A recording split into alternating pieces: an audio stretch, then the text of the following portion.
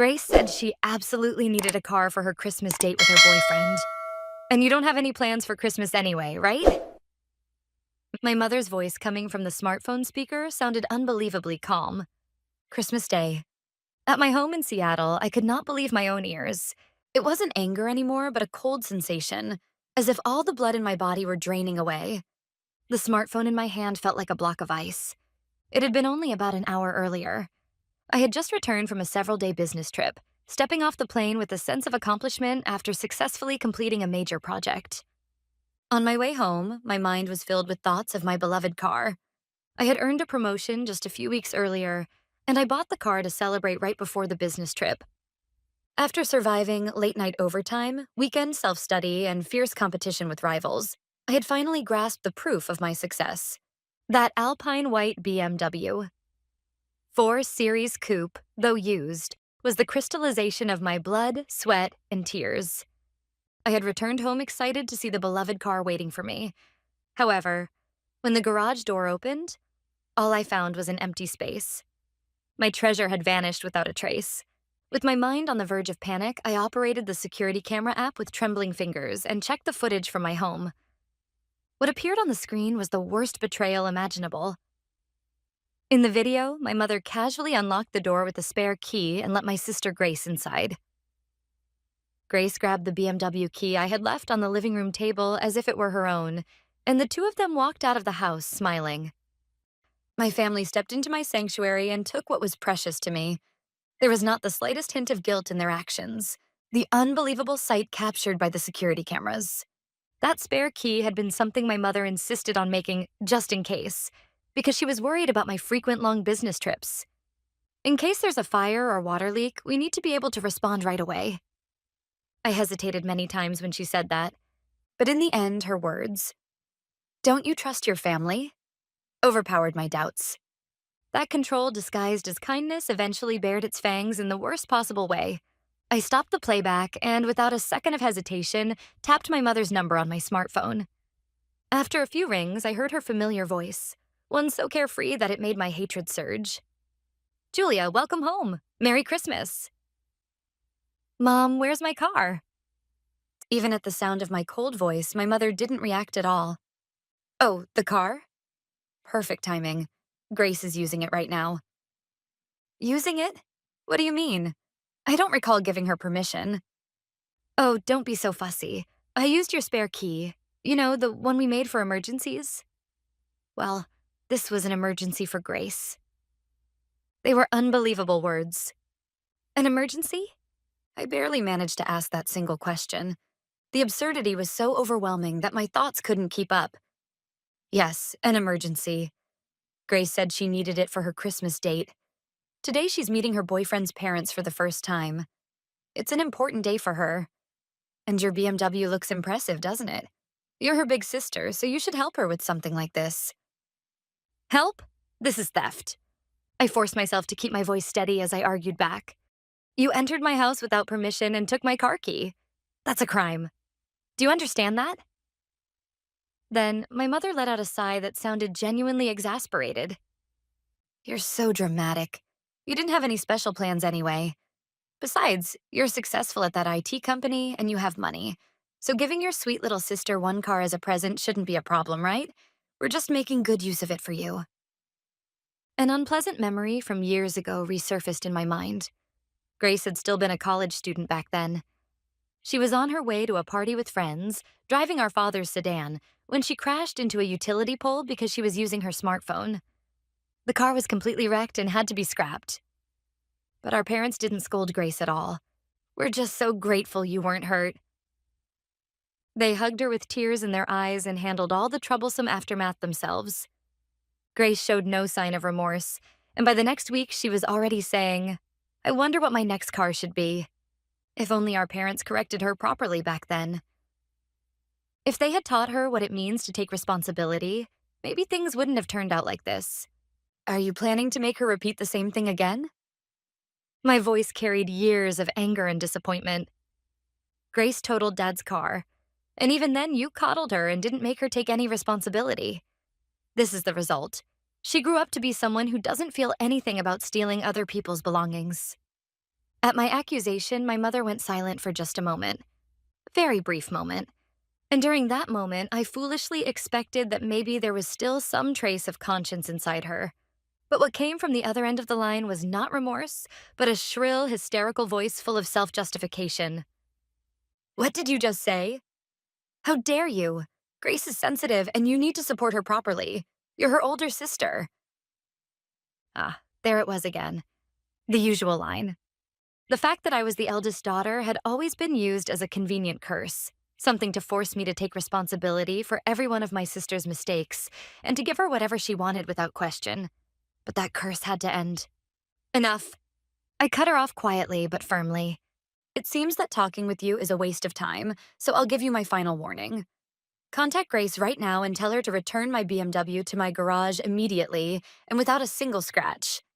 If she can't do that, I'm reporting the theft to the police. That's all. My mother started laughing. The police? Are you serious? You're not actually planning to turn in your sweet sister to the police over one little car, are you? Don't be ridiculous. I'm not joking. I'm completely serious. Yes, yes, whatever. Goodbye. Then, with a loud clatter, the call was abruptly disconnected.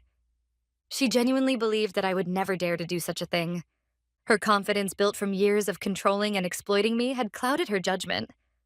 Still holding my smartphone tightly, I closed my eyes for a few seconds. Is this really the right thing to do? Once I crossed this line, I could never go back to being a family again. That thought flickered through my mind for just a moment, but I pushed it away almost immediately. I opened my eyes and took a deep breath. Then, without hesitation, I tapped 3 digits on the screen. 911. 911, what's your emergency? Fire, medical, or police? Police. I'd like to report a stolen vehicle. My voice was surprisingly calm, even to myself. The operator on the other end spoke in a steady, professional tone. Can you tell me the details of the vehicle? Yes, it's an Alpine white BMW. 4 Series Coupe. The license plate is... I recited the plate number, the model year, and every piece of information that could prove the car belonged to me without hesitation. I had paid for everything with the money I earned, registered it under my own name, and insured it myself. It was undeniably my car. And with every fact I stated out loud, my resolve grew even stronger. When was the last time you saw the vehicle? Before I left for a business trip a few days ago. When I returned home tonight, it was gone from my garage. Is there any possibility it was towed? No, it was in the locked garage of my house. After a brief pause, the operator asked the most crucial question. Do you have any idea who may have taken your vehicle? I had known this question was coming, but hearing the words for real made my heart tighten sharply. Once I said it, there would be no turning back. I took a short, deep breath and told the truth. Yes, I do. My sister. My mother used a spare key to enter my home and helped her take it. When the call with the operator ended, I sank deep into the sofa, still gripping my smartphone. The silence of the house felt as if it were blaming me. Was this really the right thing to do? Once I crossed this line, I could never return to the family I used to know.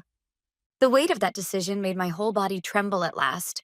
I just wanted someone, just one person, to say, "You're not wrong." Driven by that unbearable loneliness and fear, I tapped my smartphone again with trembling fingers. And I selected the name of the one person I could trust and typed a short message. I'm sorry. I don't think I can see you today. Something serious happened. Mom and Grace stole my car. I just reported it to the police. Right after I pressed the send button, a patrol car quietly stopped in front of my house, and a police officer knocked on my front door. Miss Julia, I presume? I'm Anderson with the city police. May I ask you for more details about your vehicle? I invited him into the living room and spread out all the documents I had prepared on the table. The loan contract, the insurance policy, the registration papers. And then I showed him the security camera footage on my tablet, recording every moment of Grace and my mother entering my home and taking the key. The officer examined each document carefully, then watched the footage with intense focus before nodding deeply. I see. I fully understand the situation. The vehicle is without question your personal property. Yes, but my mother insists my sister's just borrowing it, and she won't listen to me at all. He spoke cautiously, as if choosing each word with care. Julia, in most cases, we have limited ability to intervene in family disputes. If there's even a small chance that the matter could be resolved through discussion. But I cut him off, firmly and without hesitation. There isn't. They refused all discussion. This is theft. I'm requesting action according to the law. Then he looked straight into my eyes and said clearly and decisively, I understand. Indeed, even if they are blood relatives, taking a car without the owner's permission is theft, especially with this clearly documented ownership. This falls under grand theft auto, which is a serious criminal offense. You're absolutely not overreacting. You are the victim of a crime. Those words had the power to sweep away the guilt and self-doubt that had clouded my mind for years. I wasn't wrong. I will immediately register your BMW as a stolen vehicle in the national network. Here is your case number. He handed me a small slip of paper. The cold, printed characters on it looked like a declaration of my liberation. After I watched the patrol car's taillights disappear into the night, the house fell completely silent. What would happen then? I had an idea, but reality exceeded anything I could have imagined. The first call came from my father. He must have heard a one-sided and no doubt heavily embellished version of events from my mother. His voice through the phone was strangely calm, the kind of calm that comes from someone desperately trying to suppress anger. Julia, it's your father. Your mother is saying something strange. Is it true that you're threatening her by saying you'll call the police? In his voice was still a tone that seemed to test me, a subtle condescension, as if he were certain that I couldn't possibly be serious. Joking. My voice rang out coldly. It's not a threat, it's a fact. What did you say? I've already reported it and filed an official police report. My car is now registered as a stolen vehicle in the nationwide law enforcement network. The moment the license plate is scanned, the person driving it, no matter who it is, will be arrested on the spot. That's the reality, Dad. I heard my father gasp on the other end of the line. He must have finally understood the situation. In the next moment, his voice shifted from doubt to pure anger. Julia, you actually did that? You would turn your own sister into a criminal? It's Christmas. Do you really intend to destroy this family on this day? His shouting stirred absolutely no emotion in me. Which one of us is destroying the family? The one whose daughter's property was stolen and then justified by you? Or me? Grace is your sister. She just wanted to look good for once. And now that you're successful, you're going to cast aside your less fortunate sister? How cold-hearted can you be? I was speechless. So in his logic, it was acceptable for a younger sister to steal her older sister's car just to show off. A successful daughter must hand over everything to the daughter who isn't successful. That was my father's reasoning. No one cared how much effort and sacrifice went into earning my BMW. No one cared about the pain of spending Christmas completely alone because of this. The only thing on their minds was their beloved younger daughter, Grace. There's nothing more to say. I said that and ended the call before he could finish yelling. And immediately afterward, my smartphone began to vibrate violently. A flood of messages from my mother. How ungrateful you are. We did not raise you to be such a cold-blooded person. You ruined our Christmas. If anything happens to Grace, I will never forgive you. One hateful message after another filled the screen. I placed the phone face down on the table, silencing the endless notifications, and closed my eyes. I was alone.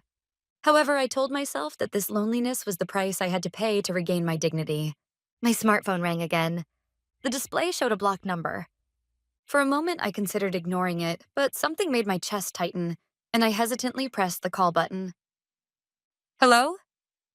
Julia, this is Anderson with the city police. Do you have a moment? It was an unexpected call from the officer earlier. His voice carried a tone that was different from before, somewhere between confusion and discomfort. Yes, I'm available. Has something happened? Yes, well, you could say that. A short while ago, your parents called the station. I inhaled sharply. I hadn't expected them to call the police directly. Their audacity was astonishing at this point.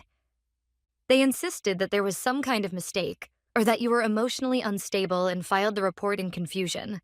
They are claiming this is a family matter and are requesting that we not treat it as a criminal case.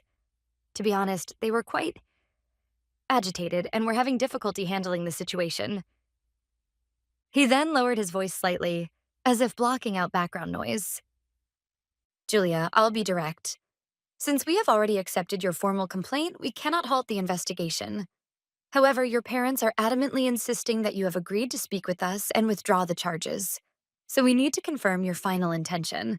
Has anything changed regarding your decision to press charges against your sister? His voice sounded as though he was testing my resolve. If I wavered even slightly, everything would be dismissed as nothing more than a family argument. I answered clearly. My intention has not changed at all. I will not forgive my sister who stole my car, nor my parents who helped her. Officer, please continue the investigation in accordance with the law. Understood. I confirm that your intention is firm. Thank you. I will contact you again as soon as we have further developments. After ending the call with him, I stared at the phone screen as it faded to black. No matter how much my parents protested, my decision would not waver anymore. I don't know how much time passed after that. Around 6 p.m., my phone vibrated again. The display showed Officer Anderson's name. I braced myself, took one deep breath, and answered. This is Julia. This is Anderson. Sorry to bother you again. I'm calling because the matter we discussed earlier has been resolved. His voice had returned to the strict tone of a police officer, completely different from earlier. We have taken your sister Grace into custody in the parking lot of the upscale restaurant The Piermont, in the Lakeview district. It was one of the most famous restaurants in Seattle, known for being nearly impossible to get a reservation. From its windows, you can see the night view of Lake Union, and it is often chosen for anniversaries or proposals. Of course, there was no better stage for Grace to show off. While on patrol, an officer ran the license plate of your BMW and discovered it had been reported stolen. When the officer arrived at the restaurant parking lot, Grace had just stepped out of the car and was being escorted by her boyfriend and his family. Officer Anderson's calm explanation painted a vivid picture in my mind. Grace all dressed up, Ryan beside her, looking slightly nervous, his parents smiling warmly, and then, without mercy, the flashing blue and red lights of the patrol car illuminating them. When the officer questioned her, Grace initially claimed, "It's my sister's car, and I just borrowed it for Christmas." But when she was informed that a theft report had been filed, she became extremely agitated and eventually started shouting incoherent things, such as, "I thought it was a surprise gift from my sister." That's what we were told. I could see it clearly. My sister spiraling into panic, trying to cover one lie with another until everything collapsed. There must have been other customers and restaurant staff watching. Under their curious and judgmental eyes, Grace's pride must have shattered into pieces. Her boyfriend Ryan and his family were deeply shocked. After briefly hearing their side of the story, we arrested Grace on the spot for car theft and transported her to the nearest precinct. I see. That was all I could manage to say. Your vehicle is currently being transported to the police storage facility as evidence. Once the procedures are complete, we can return it to you, but please understand it may take some time. Yes, I understand. Thank you, Officer Anderson. After ending the call, I sank onto the sofa again as if my legs had lost all strength. It was over. All of it was over. And yet, there was not a shred of triumph in my heart. Only an overwhelming emptiness and a deep spreading sorrow. About an hour passed after receiving the news of Grace's arrest. My smartphone was silent, the eerie quiet that comes after a storm has passed. Our parents were probably busy at the police station trying to arrange their daughter's bail, or perhaps frantically searching for a lawyer. Either way, it wasn't hard to imagine that they were blaming me entirely for the situation. What broke the silence then was not the ringtone of my smartphone, but a knock at the front door. A gentle yet clearly audible knock. Had the police come again? Feeling uneasy, I cautiously looked through the peephole. Standing there was someone I never expected. My partner, Noah. In his hands were a warm cup of coffee and a bag of pastries. The moment I saw his worried yet gentle smile, the tension I had been holding inside for so long snapped apart like a broken thread. As soon as I opened the door, tears streamed from my eyes, far more than I could possibly hold back. I'm sorry, on a night like Christmas, I'm the one who should apologize. I should have come sooner. I wanted to come the moment I saw your message, but work kept me tied up. I'm sorry I got here so late. Without another word, he gently pulled me into his arms and slowly rubbed my back. Noah stayed beside me silently until I was able to speak. Then, as I began to recount everything, bit by bit, piece by piece, he listened without interrupting even once, his eyes fixed on me with complete sincerity. When I finally finished, he took my hand and held it firmly. Julia, you didn't do anything wrong. Not a single thing. To protect your dignity, you made an incredibly painful decision, all on your own. I'm truly proud of you. His words sank deeper into my heart than any comfort could. I had thought I was fighting this battle alone, but there was someone who believed in my choices and stood by my side. That truth slowly began to thaw the ice that had formed around my heart. I ruined Christmas, didn't I? I said through tears, and he smiled softly. What are you talking about? Christmas is only just beginning. Come on, my family is waiting to see you. At Noah's words, I hesitated for a moment. But I'm not in any state to smile right now. Sensing my conflict, Noah gently wrapped an arm around my shoulders. You don't need to force yourself to smile. I just want you to know something. Family isn't only what you've experienced, one-sided exploitation or control. There are families that are warm, safe, and truly comforting. My family will show you that. Looking into his sincere eyes, I nodded slightly. Encouraged by Noah's words, I headed with him to his family's home. Julia, I'm so glad you came. Noah's mother hugged me tightly, as if I were her own daughter. It must have been so hard for you. But you're safe now. Tonight, let's spend Christmas together with our family. Neither he nor his family asked intrusive questions about what happened the night before.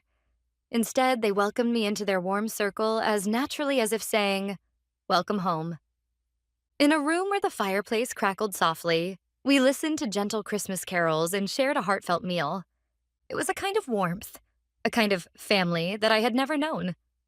A few days after Christmas, I received a call from my aunt, my father's sister.